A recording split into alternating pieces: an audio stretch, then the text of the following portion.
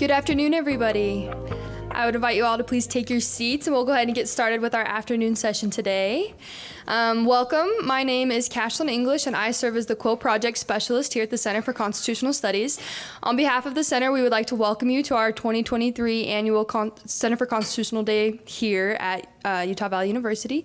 Before we begin, I have a couple little housekeeping notes for you guys. If you're here to receive the CLE credit, please check in at one of the tables with someone from the Center. Will help you get your sign-in sheet for that. Second, if you're a student and you need to leave early before the session's over, please exit quietly out one of the side doors. Also, there'll be a break before Q&A. That's a good time to slip out too if you need to get to your next class. Finally, the Center for Constitutional Studies at Utah Valley University would like to thank the National Endowment for the Humanities, especially the Office of Digital Humanities, for making this conference possible through their Digital Humanities Advancement Grant Program. We are deeply grateful for this opportunity, and we applaud and join the NEH as it pursues its mission to serve and strengthen our republic by promoting excellence in the humanities and conveying the lesson of history to all Americas. This conference is entitled Framing the Frontier, the Making of Western State Constitutions. This is session number 3 today of the conference, and the subject is titled The Future of State Constitutional Studies. I'm pleased to introduce our keynote presenter today for this panel. It is Professor John Dinan. He's a great and welcomed friend to the Center. He comes to us from Wake Forest University, where he is a professor of politics. His research focuses on state constitutionalism, federalism, and American political development. He's the author of several books, including State Constitutional Politics, Governing an Amendment in the American States, The American State Constitutional Tradition, as well as Keeping the People's Liberties, Legislators, Citizens, and Judges as Guardians of Rights. He writes the annual entry on state constitutional developments in the Book of States, and he serves as the editor of Publius, the Journal of Federalism, and is the past chair of the Federalism and Intergovernmental Relations section of the American Political Science Association. Please help me applaud in welcoming John Dinan.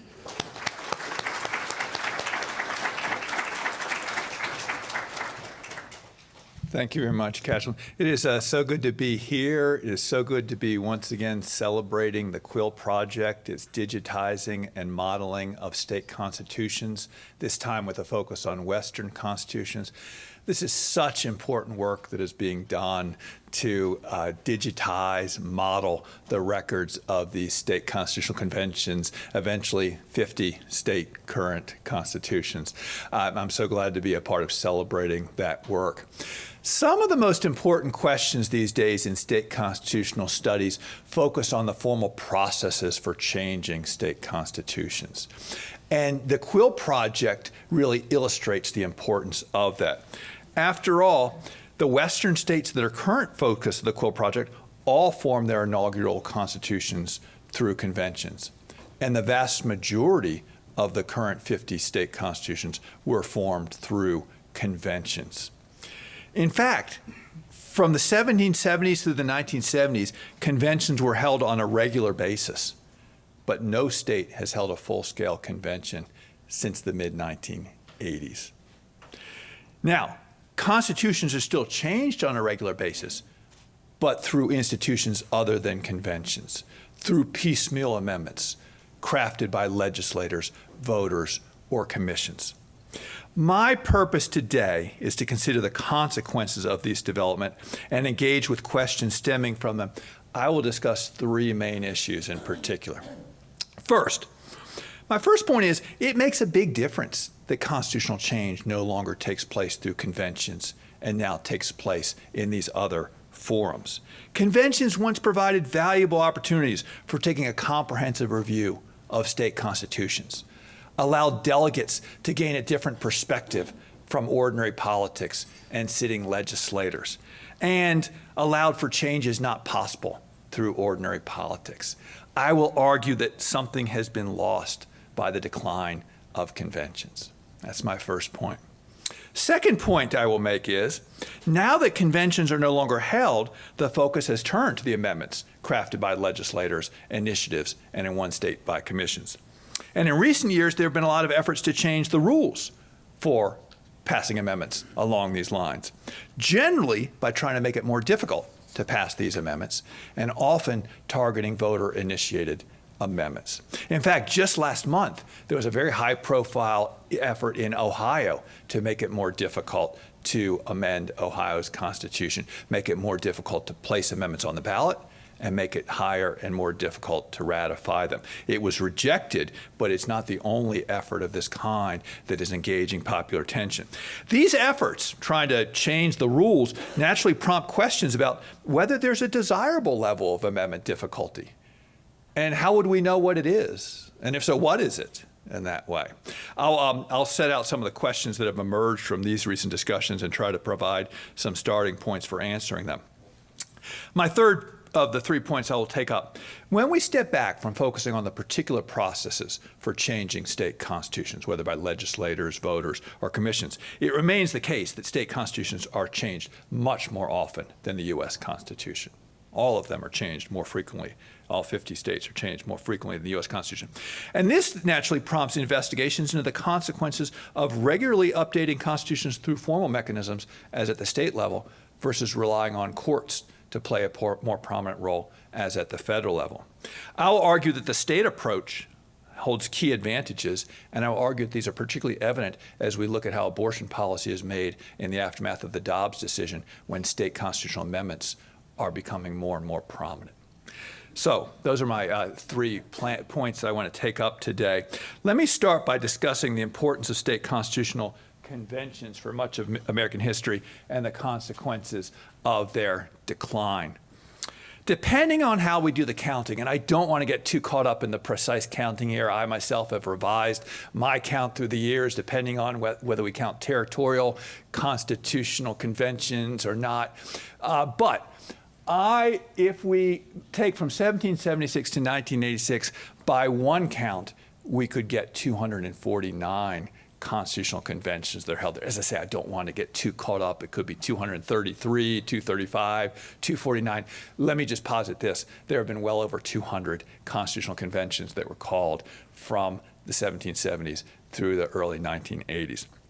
Now, some states admittedly held more conventions than others, and that's indicated here. 7 states held a single convention, but as we can see, others held much more and held multiple ones. Southern states held conventions particularly often, and the key reason for that is because secession was accomplished through conventions, and then this triggered several later waves of conventions held during Reconstruction and then eventually during disfranchisement. So Southern states held a lot of conventions. New Hampshire, though, tops the charts, as we see here. New Hampshire has held 17 conventions. Now, in part, this was because for 2 centuries, the only way that you could change New Hampshire's constitution was through a convention. That was the only game in town, and so they held a lot of them. It's also the case that New Hampshire is one of the 14 states where a convention referendum automatically goes before the people at regular intervals. And so the people are automatically asked, are you ready to hold a convention or not? So New Hampshire tops the list. Some eras as well. So the states vary in terms of their number of conventions. The periods of American history have some peaks and valleys. A number of conventions were certainly held in the founding era. A number of conventions held in the Jacksonian era. I've already mentioned some of the conventions held surrounding the Civil War. The Progressive era saw a surge in conventions, as did the 1960s and 1970s after the U.S. Supreme Court's reapportionment rulings. In short, conventions were for many years held on a regular basis, even if they were more prevalent in some states and in some eras than others, at least through the 1970s. Then things changed after the mid-1980s. Only 2 conventions were held in the 1980s, New Hampshire and Rhode Island. And these are the last full-scale conventions that have been held. We're now approaching 4 decades since the last full-scale convention. I'm leaving aside a mini convention in Louisiana in 1992 that's could be counted, could not be. Of course, though, and here's my point, of course, constitutions are still changed on a regular basis. In fact, each biennium, nearly 100 amendments are adopted around the country. So since 1986, there's just hasn't been held. So what has happened here in that sense, it happens through other ways in that way. And this is just an example of what happens in 2022, just an example. Most amendments are accomplished through the legislature-referred process. Legislatures refer amendments, and in all but one state, the voters ratify them. This accounts for about 80 to 90% of changes that take place in any given biennium.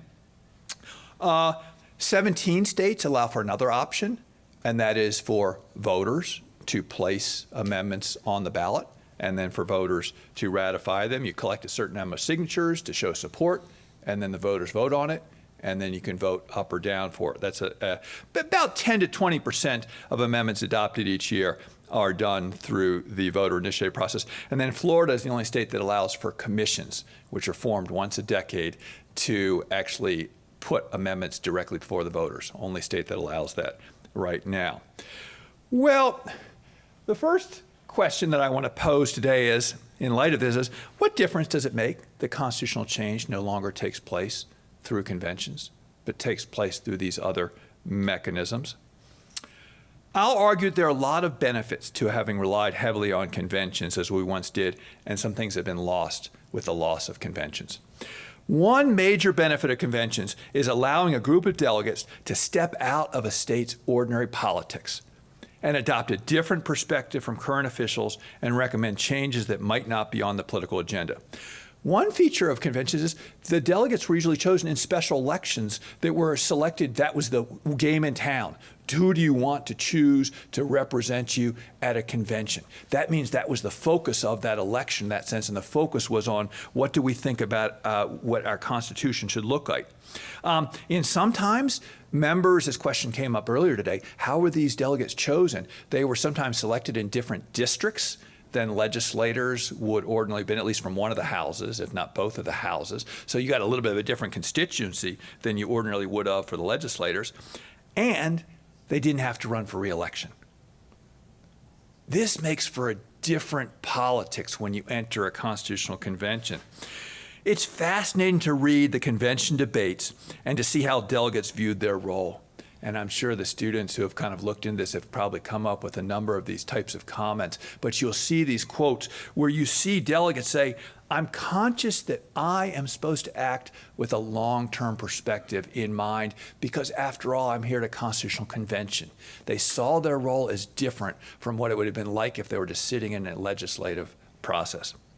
Another benefit of conventions is that delegates could take a comprehensive view of how the current Constitution was working or not working and recommend a series of changes as a complete package.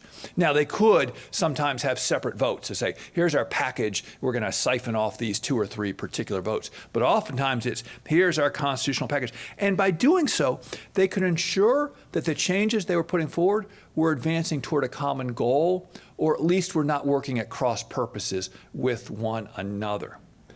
By contrast, when amendments have to be adopted on a piecemeal basis, as they are these days, there's less of an opportunity to consider how any given amendment or set of amendments hangs together. It becomes even more difficult when a lot of states have what we call single subject requirements. They require any one amendment, you can only deal with one subject. How difficult is it then to put together a package of changes when a package of changes might be desired? You instead have to put it forward in piecemeal fashion. Now, I've then set out some of the benefits of conventions. I've said in some ways how beneficial it was that we had these conventions for so long. I don't want to ignore the possible upsides of our new approach, making changes in ways not through conventions, but through these piecemeal amendments. Sometimes it really isn't necessary to call an entire convention, hold elections for delegates, pay the cost of holding a convention when you just want to make a particular change in a specific section. And this is true especially because there's always a risk of opening up a debate when you hold a convention about a wide range of unanticipated matters. You might have thought you were going in for a convention to deal with these pressing issues, and all of a sudden the debate turns in other ways and it becomes difficult to cabin that. That's what we call the Pandora's box concern that has proven such a concern to people today. They say, I don't want to open up a Pandora's box of issues by holding a convention. And so these are people say, well, it's not all the bad thing that we've moved away from conventions. And then people say also, even if the legislator isn't on board with a particular change, you don't have to call a convention because you could always use a voter-initiated amendment. at least in the states where that's an option in that way.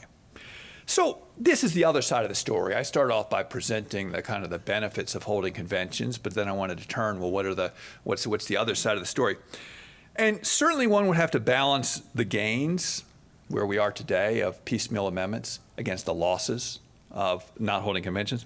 But when I consider the pros and cons, I'm on balance struck more by the losses that we've experienced by the absence of conventions. And that's overwhelmingly what I'm struck with. And I'm particularly struck by what I've lost by the decline of conventions when I read the debates in conventions, when I see what was displayed on the screen earlier today, and I see some of these debates going on in that sense. And I am struck, and this is where the digitized records that the Quill project is doing are so valuable, to see the seriousness of purpose of these convention delegates, to see the quality and level of debate. That's obviously not possible as we move away from conventions. So now that legislature referred amendments and voter initiated amendments have taken center stage in place of conventions, the focus has naturally turned to the rules for proposing and ratifying amendments. That's where the energy is placed these days. For much of American history, the trend was in the direction of easing these amendment processes, making it easier to propose and adopt amendments. Voter-initiated amendment options were added in about a third of the states. Requirements that legislatures used to have to approve amendments in 2 sessions were in many states relaxed. States that used to have supermajority ratification rules relaxed these. To be sure, the 50 states vary widely in their current amendment rules, and I will kind of put up here the options on the table in that sense. These are the 3 main options today. There's no more conventions held, at least not for a while. And so here's what we're talking about instead. And so you can see in all 50 states, you got the option of the legislative referred amendment. In 17 states, you have the option of the voter-initiated amendment. If I was giving this lecture 2 years ago, I would have added an 18th state, and that's Mississippi. The Mississippi Supreme Court invalidated the voter-initiated process. Turns out it's a particular rule. They wrote in the Constitution that you have to get signatures from all 4 congressional districts in Mississippi, and then reapportionment took place, and they lost one of their districts. And the state Supreme Court said, well, how are we going to put this in place anymore when the Constitution calls for getting signatures in a certain number of districts, and we don't have that many districts anymore? They said you could repass it, but it hasn't happened. So we're at 17 states now with voter-initiated amendments, and then comes to Florida. So I've put up there these general points, but of course the states vary in the rules they provide for legislative referred amendments, for voter-initiated amendments in that way. All states, in terms of legislative preferred amendments, the first item on the list there, states vary in how easy or difficult it is for legislators to refer amendments to the ballot. Do they require approval still in 2 sessions or just 1 session? Does it take a supermajority of legislators or just a majority in that way? In regard to, and you can see here the current rules there. States are all over the map in that sense in terms of how easy or difficult it is for legislators to put measures on the ballot. You can see we go from easiest up top. All it takes is a majority vote in 1 session, and it's on the ballot, all the way down to kind of the more difficult, where it says is you've got to get a supermajority of some kind, and you've got to get that in 2 sessions. So states vary there. There's also variation in how easy it is to qualify initiated amendments for the ballot in that way. So turn to that measure. All states require a certain number of signatures to be collected before you even get to the ballot. Some states set a high number of signatures, some states set a low number of signatures. And then there's additional questions. Half of the states that allow for voter-initiated amendments put an additional rule in place to say it's not just a measure of getting 3% of the signatures from across the state. They must be distributed in some fashion in some or all of the state's legislative districts or counties. So that's an additional hurdle in that way. And then states vary in how easy or difficult it is to ratify the amendment. So I've just put up here the route for getting to the ballot. The legislature can put it on the ballot. The voters can put it on the ballot. And then we get to the question of, well, when it gets to the ballot, what does it take to ratify that? And once again, you can see a range of state approaches here in that sense. Most states require simple majority, but some states require something other than a simple majority. Now, after time, as I said earlier, when the trend was toward generally making these rules more accessible rather than less accessible, the last few decades have seen a turn in that. And now the debate, the energy is in a different direction. It's maybe we should make it more difficult to amend state constitutions. A lot of these efforts have been driven recently by a concern about voter-initiated amendments. That's really where the kind of the concern is driving things. And the concern is, well, maybe it's too easy to pass voter-initiated amendments. Let's toughen the signature collection requirements. Let's add what we call a geographic distribution requirement and make sure the signatures are spread out across the states. And then some states say, let's make sure that the signatures are collected at an earlier time in election year. It's one thing if say, oh, you just have to collect the signatures 3 months before the election. Some states say, let's make it so it has to be collected 6 months before the election or 9 months before the election. This is where all the discussion, a lot of the discussion is going. And then there's been a particular focus on changing that voter ratification rules that I put here. Colorado, just in the last decade, increased their ratification rule to 55%, and Florida, about a decade and a half ago, raised theirs to 60%. But voters have rejected other recent efforts in that sense. And most importantly, most notably, they rejected an effort in Ohio. Ohio wanted to join Florida and say, require 60% of the people to ratify amendments. And they said, make sure that you collect signatures in every one of the 88 counties in Ohio. Not just half of them is in the current position. Voters rejected this rather soundly. So I keep track of the 50-state constitutional amendment process and changes to these rules. And so I'm naturally asked a number of good questions by reporters who are covering this, or by members of constitutional study commissions in states that are having questions. So actually one of the benefits of being accessible for interviews to reporters and in its ways is that oftentimes I find that the questions that I'm asked by reporters oftentimes put a question on my research agenda that hasn't been on my research agenda, and then I say, well, I should find out the answer to that question, and then it's out. And so sometimes the most common sense political questions, which are the ones that we probably ought to as researchers be taking our bearings from, we have our own internal academic kind of guidance that leads us to adopt certain questions. Sometimes the questions come up, and so I'm asked questions such as, is there a particular state that has the best designed amendment process? Are there certain states that are more emulated than others? And so I would say there's two sets of questions that come up here. One is a set of empirical questions. That is, what difference would it make if this state adopted this change? And then there's a theoretical question of, and would it be good or bad? Let me talk just a minute or two about the empirical questions. So I was asked in particular during the Ohio ratification, the recent debate by a number of reporters, they said, so if we increase the signature distribution requirement, you have to get signatures in all 88 counties rather than just 44, would that actually make it more difficult? Would you actually see fewer amendments passed? Does political science have anything to say about that? And then they said about the 60% requirement. You're talking about increasing from 50 to 60%. Would that actually reduce the number of amendments, or would it be more likely to actually just make groups work harder in that way? Well, several scholars have done some important work answering these questions. Donald Lutz, several decades ago, constructed a well-known index of amendment difficulty that tried to say, well, if here's what we can say about this. It hasn't held up as well as it might have in subsequent testing. That is, folks have come in and say, this is a great index, and they've tested it, and so there's reason for moving behind it. Adam Brown, in his recent book, Dead Hands Grip, conducted perhaps the most rigorous test debate to date that I've seen, at least, and say, like, let's actually get out the numbers and the statistics and let's kind of see what we can say.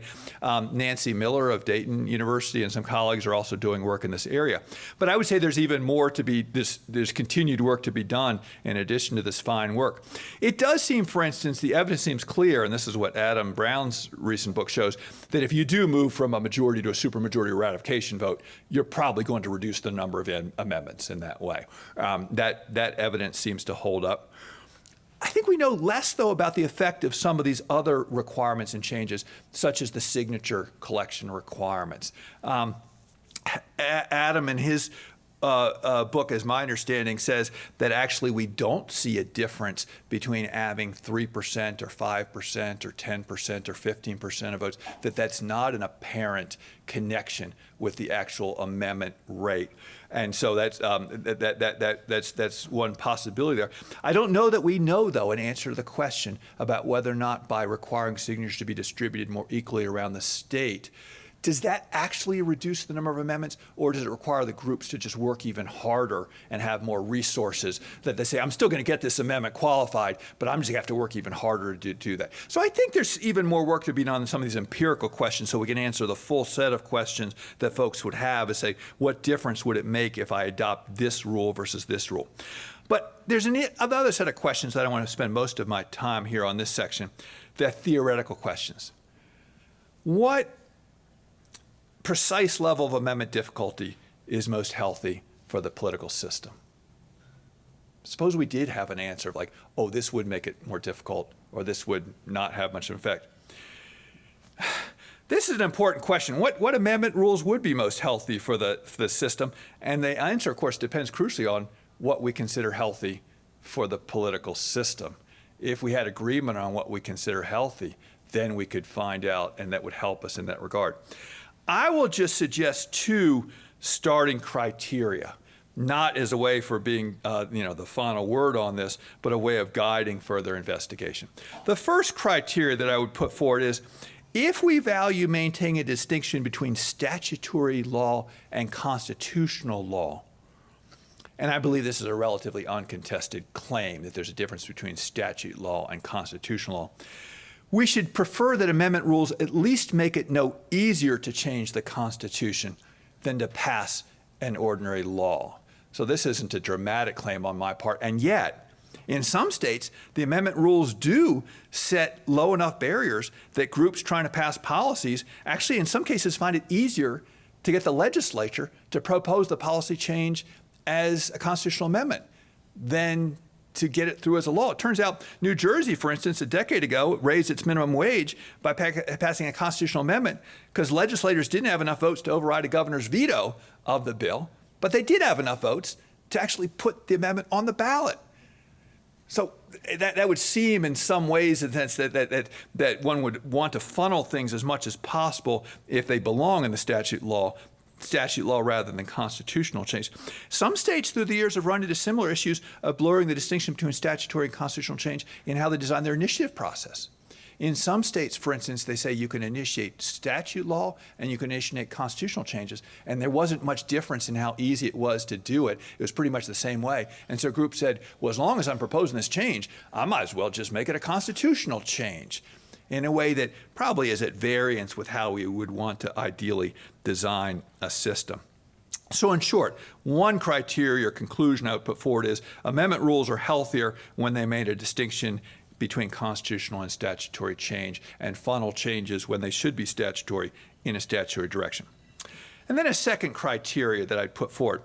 If we prefer constitutional change to be the product of deliberation and consensus building, both desirable goals, I would say, then we should craft amendment rules that foster these traits. I would argue that allowing legislators to propose amendments by a simple majority in a single legislative session is less likely to achieve this than requiring amendments to be approved either by a supermajority or in two separate sessions. And here's more controversial, but I would argue that permitting ratification amendments by a simple majority vote in a single election might be deemed less likely to achieve these goals of deliberation and consensus building than requiring public to support to be expressed by voters, possibly by a majority of voters in the entire election. You can see how a few states do that. They say you don't just have to get more votes than yes votes than no votes. You have to get more yes votes out of a majority of people who participate in the election so that abstainers actually count as no votes. I can see a logic to that of why some states might do this. Or I could also see a logic of what Nevada does, requires of citizen-initiated amendments. They require voter-initiated amendments to be approved by voters in 2 consecutive elections. It's not just enough to do it once. They say, just show that you've thought about this, not just one election, but 2 elections. I could see a case for that. This is just a starting list of criteria or conclusions that might be drawn when we get into this important but contested question of determining whether some states' amendment rules should be preferred to others. And even adopting these rather basic criteria that I've started to set out here, they would still leave open a wide range of state processes that could meet those.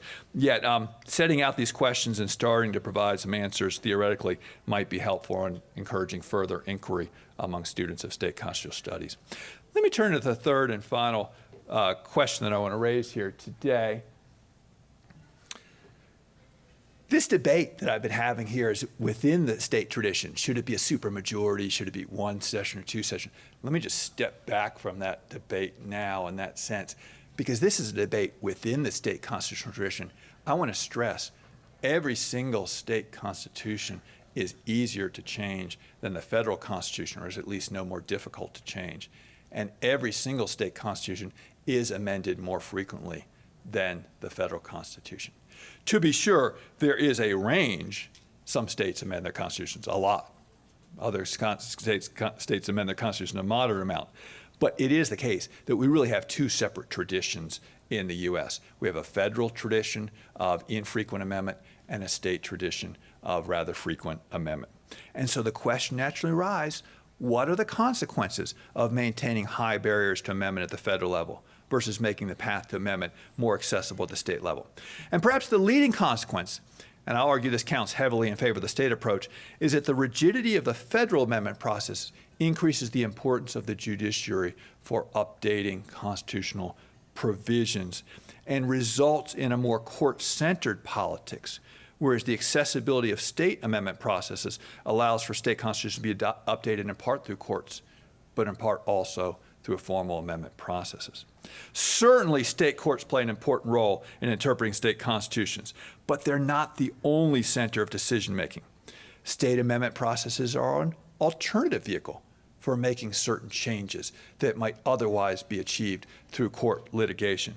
And moreover, when state courts might make a change or an interpretation that's deemed unacceptable, the amendment process is available for public officials and the public to overturn the court and to impose a different understanding. In short, courts are less likely to have the final word in the state constitutional system because of the accessibility of the amendment process, and there's likely to be more avenues for people to pursue as they're pursuing change at the state level.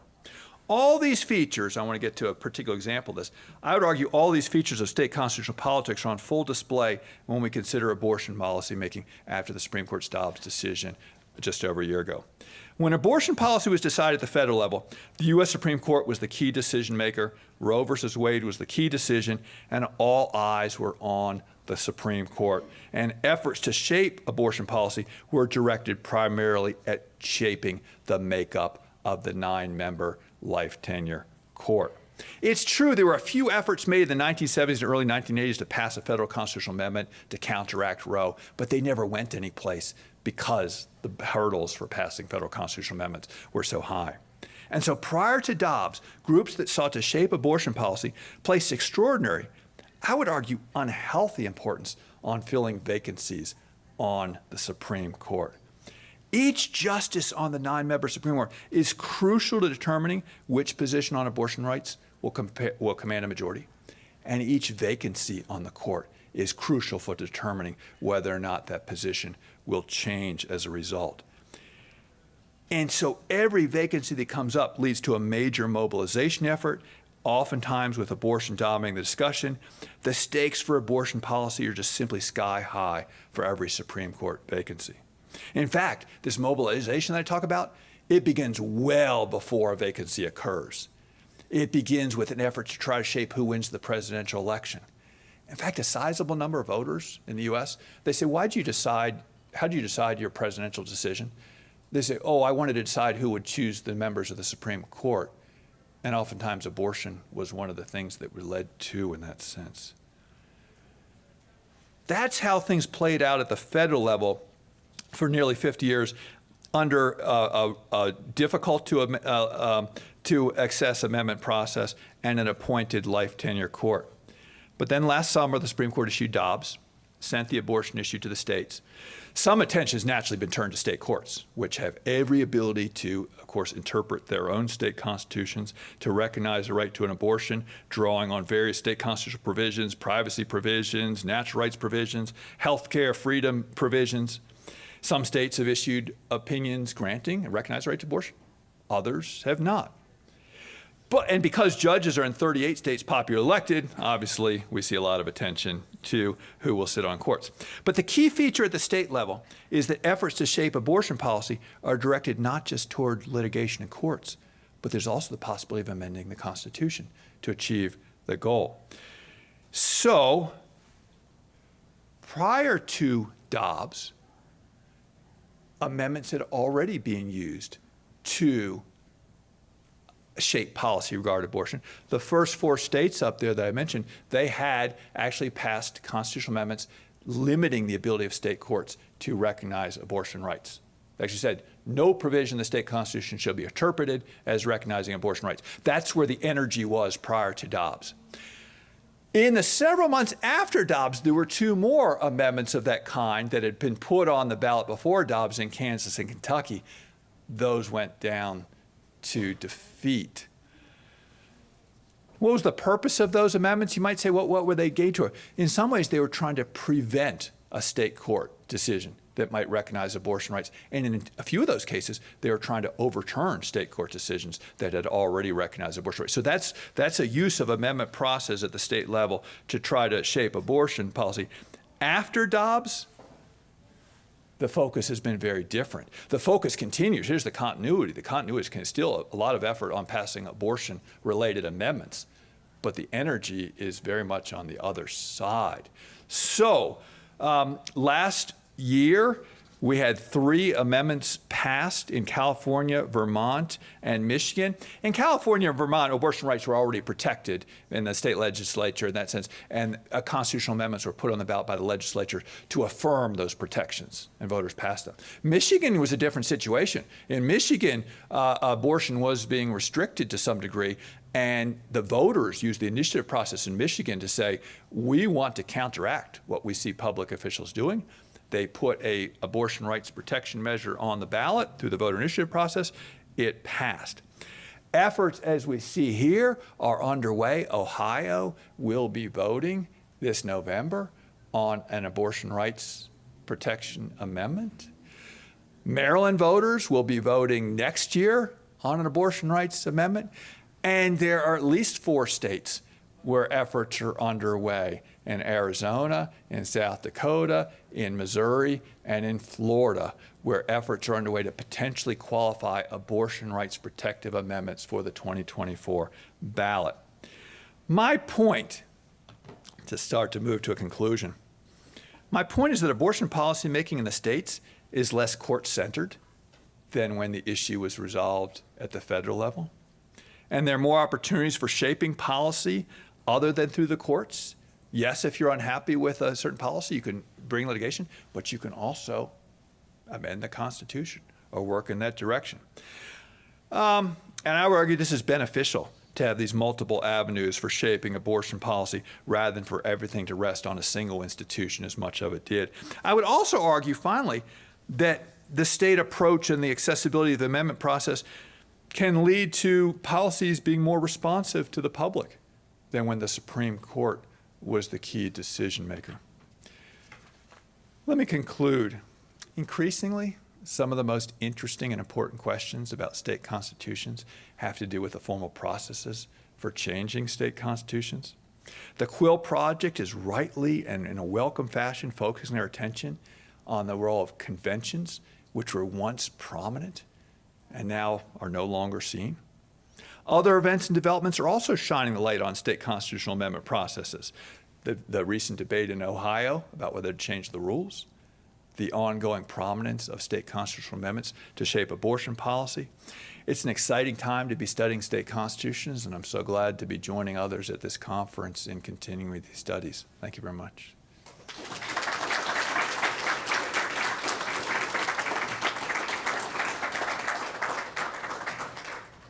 So, yes, I know we have a microphone that's coming around, and I think Nicholas, he gave up his seat at the table, but he's not given up his opportunity for asking the first question. Thank you, John. That was terrific. I'm a historian, and I'm trying to ask a political science question, so forgive me, I'm blundering into the wrong field. But could you talk a little bit about whether the shift away from conventions has in any way affected public understanding of and trust in their political institutions, and whether there's been any work on that? Because it strikes me that during the period of American history, when there was at least a frequent discussion of how to shape institutions, at least going on somewhere in America, and people could see how that process worked, there was a much higher trust in institutions. And I wonder if it's possible for political science to isolate any of the way in which the current distrust in institutions is related to this shift that you've described. So, no, that's a great question. I'm going to take it in both directions of causality here, the relationship between conventions and public trust in institutions. First thing I would say is I think there very much is something to what you posit, that the decline of conventions might have contributed in some ways to people's loss of trust. And let me give some illustration of why I say that. So, we were, one of the things that as we study state constitutions and students, what an opportunity to see so many states in that way through going to the archives and seeing the state archives and see them. So one of the things was at Montana a few years back, and they were saying that they were actually celebrating and marking an anniversary of Montana's current constitution of 1972. And they said when it came time at the beginning of the century to decide who were the most distinguished Montanans, the choice was made, it was the delegates to the most recent constitutional convention in Montana. That says something, that convention so much inspired people's confidence and trust that they could have chosen people from all walks of life, from sports to entertainment of some kind. They chose folks in a constitutional convention. That seems to suggest that for a time, or it's an illustration, a data point, that people looked up to and had pride in and perhaps trusted. But as I say, it probably works both ways. There's trust in institutions and there's conventions, and the loss of conventions might contribute in some ways to the loss of trust, but there seems no doubt also the loss of trust in institutions is one of the factors contributing to the unwillingness of the voters to say yes to conventions. And I would put it this way. For a long time, conventions were seen as outside of ordinary politics. The public would press for conventions because they say, I want to break free. I don't see the legislature addressing these matters. Oh, if we could only call a convention. And they look to these conventions in this way. At a certain point, and conventions have seemed to now be enmeshed with ordinary politics. So when voters lose faith in institutions generally, and someone says, as 14 states have a provision in a constitution, as I mentioned, that the question of calling convention has to be put forward automatically, and 13 of the states actually honor that provision. Oklahoma does not. Oklahoma has not honored that provision in 50 years. But of the 13 states that honor that provision, they've put this to the ballot, and I had the slide up there. I said it's not that voters haven't been asked since 1986, do you want a convention? They've just said no. A few times more voters have said yes than said no, but remember that provision I mentioned where a few states say you have to get a majority of voters actually voting in the entire election.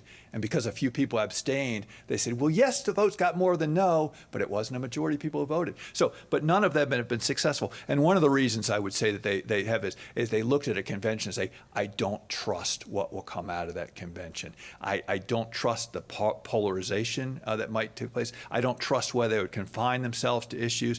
So this issue of trust and conventions is a very important one. Thank you for raising it. Yes, in the very back. I see, yes, not far to go. I was just wondering if the method of amending constitutions or changing state constitutions, if there's any relationship between parties, and not necessarily just Republicans or Democrats, but for example, a state like Utah dominated by one party, or Hawaii dominated by one party, if there's any relationship to how easy it is to change versus a state that's more that there's more contest? So there's several things that we could look at that relationship of partisan control of the government and state legislature generally and amendment rules.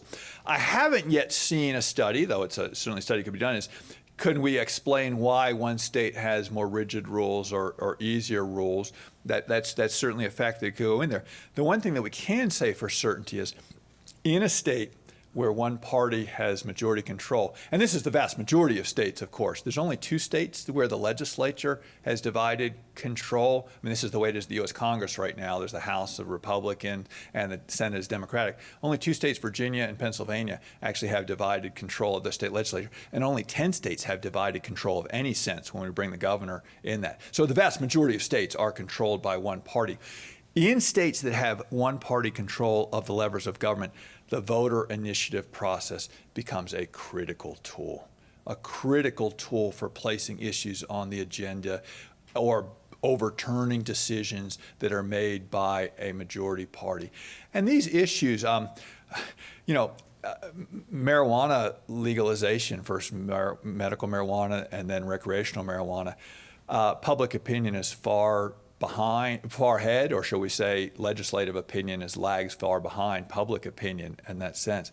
And so there's a number of states that don't have the voter initiative process. If they did, marijuana would be legalized in those states. There's a number of states where the minimum wage is a certain level, and if the voter initiative process was possible in that state, that wage would be higher in that sense. In fact, the statistic I've seen is over the last 22 years, there hasn't been a single pure minimum wage voter initiative process that has failed at the ballot. That is, it's given a chance to vote on it. Voters will say yes to it. And so I give that example then. So one just has to look at Ohio here in that sense, which is a Republican-controlled state. And yet enough voters to put a measure on the ballot say, where you are on abortion policy may not be where we are as a public, and they have that tool to do so. So it is such a very different politics when you actually have the voter initiative process. Again, some states just have the voter initiative process for statute law, but then other states take the next step and have it for constitutional change as well. Thank you. Other questions about anything? In the middle there in that sense, and then we'll come up to, yes, and then we'll come up to Professor Williams.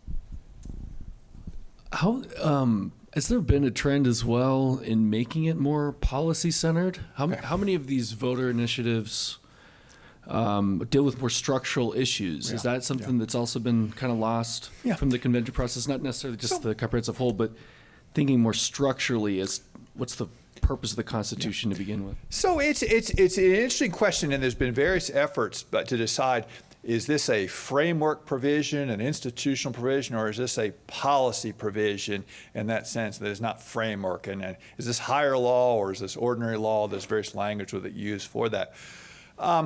I will say that you have what are so-called non-framework provisions or policy provisions emerge from all of the institutions that I list here.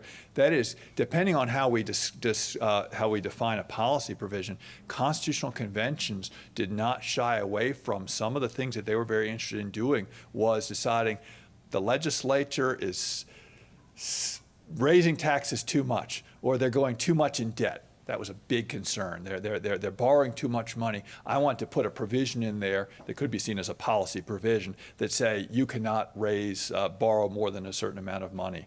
Or one of the earliest policy provisions that comes up is a provision saying you can't have lotteries anymore. This is from the 1820s onward. A number of these were put in there often by constitutional conventions. So first thing I would say is conventions, legislators, citizens, commissions, they can all engage in policy provisions. But you also raise a key point.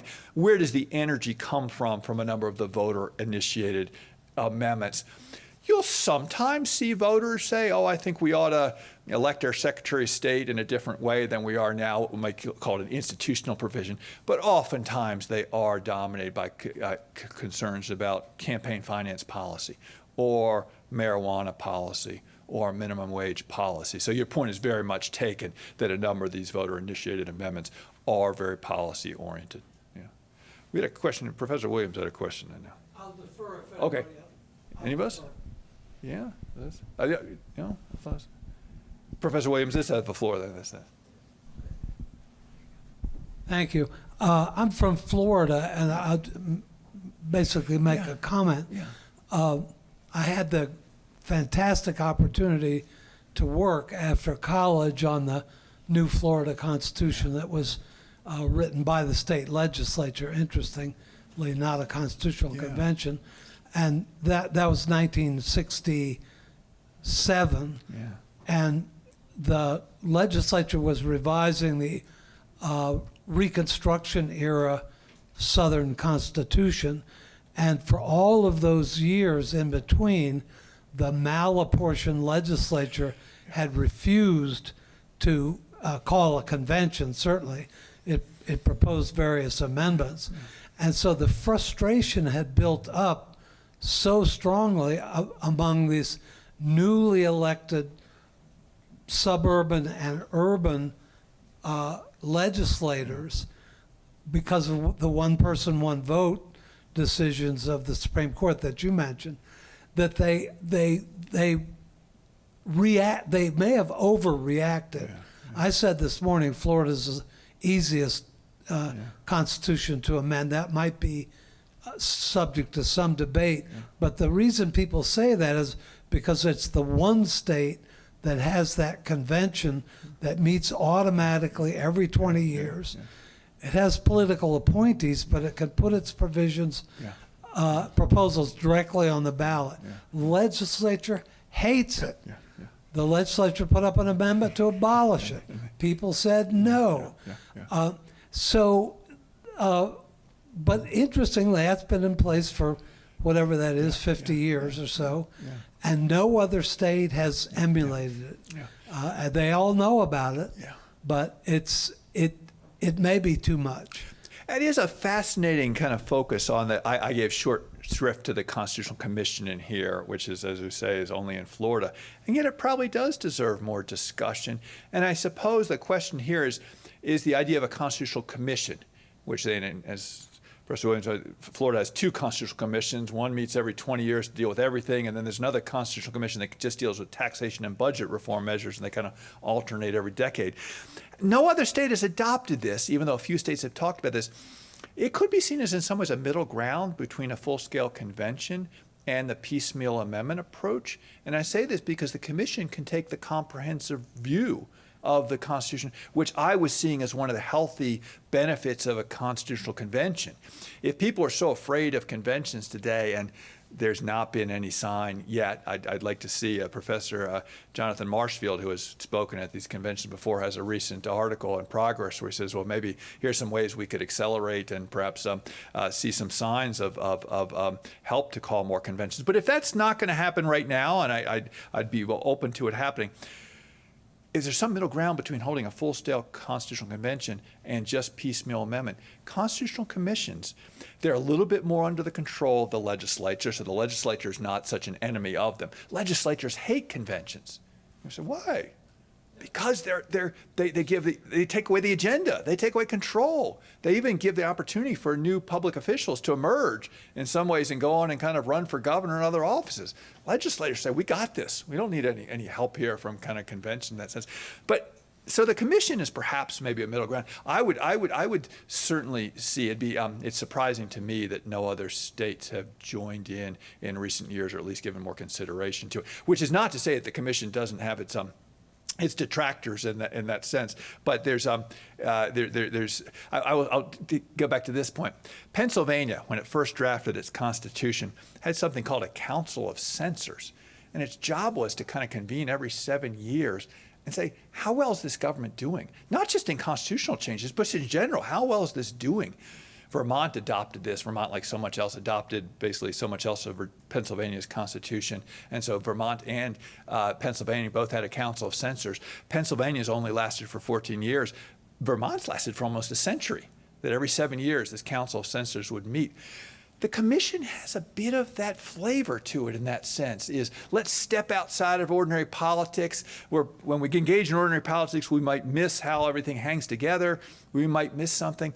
I like that idea of a period. There's something very Jeffersonian about that, of course. And as we know, Jefferson said that every generation should have an opportunity to kind of affirm or revise or unseat its constitution. He thought every generation lasted 19 or 20 years. How often does Florida's main commission convene?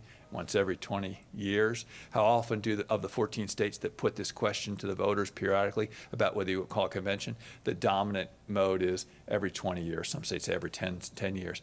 So I'll close by saying I see something attractive about that idea of a body to be. Now it matters who sits on that body, how that body is appointed, who how the deliberations take place. That's been lost as we move to piecemeal amendments only, as opposed to the former times.